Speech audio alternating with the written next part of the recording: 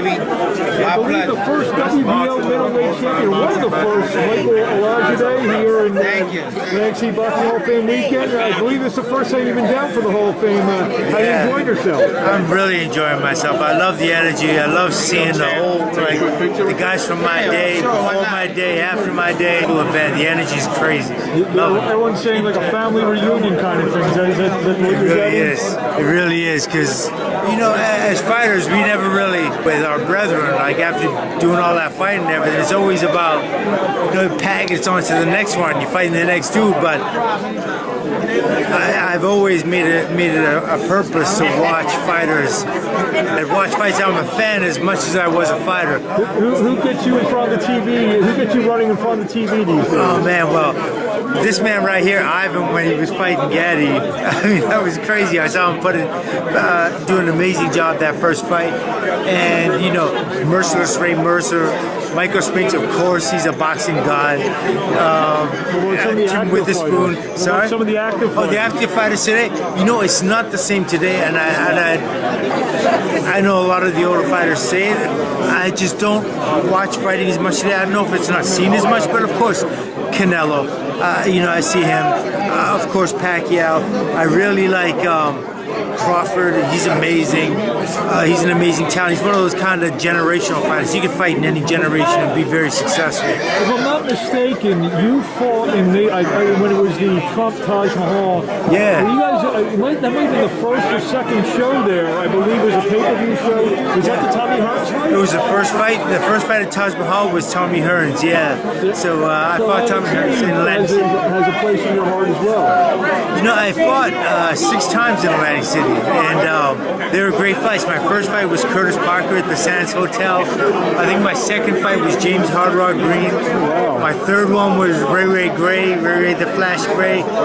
My fourth one was Dangerous Don Lee on NBC, and he's 25-1 with like 24 knockouts or 25 knockouts. It's crazy. Troy Durrell, who was also world rated.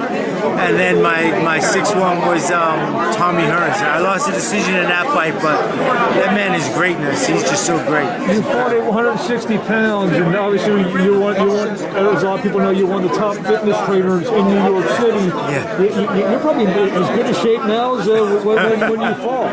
I'd like to think so, but unfortunately, you know, I went running this morning, and it just didn't feel the same as it did when I was running here in 1987. You ran on the boardwalk this morning. I ran on the boardwalk, yeah. The bones didn't move as quick, and they didn't bounce up as quick. I don't know.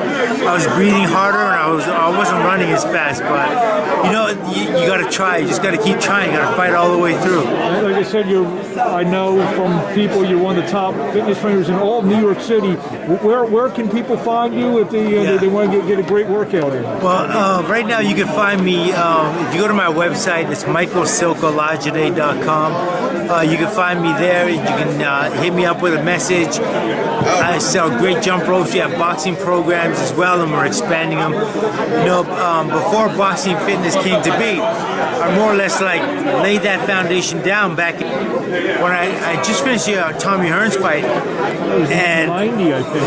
Yeah, 1990, and I didn't really know what to do next. I couldn't fight anymore. I had a bad eye, and I kind of segued into, I started working with a chiropractor, Dr. Alessandro Pereno, and from there, I came up with this concept teaching group fitness, and Equinox Fitness Club, they were just opening up the first time then, and they came to see me, and they were like, we really like this concept, we've never seen it before, do you want to do it in a fitness club? So we were the first ones to lay the foundations for boxing fitness in fitness clubs, and then I started working with the movies with Spike Lee and Will Smith and Hugh Jackman, and it just grew from there. Also worked with Victoria's Secret, and that's what really blew boxing for fitness open. Because once you had Adriana Lima and Doutzen Kroos and some of the most beautiful women in the world getting in shape, boxing for it was all systems go. Which ones do you prefer, the supermodels or the actors?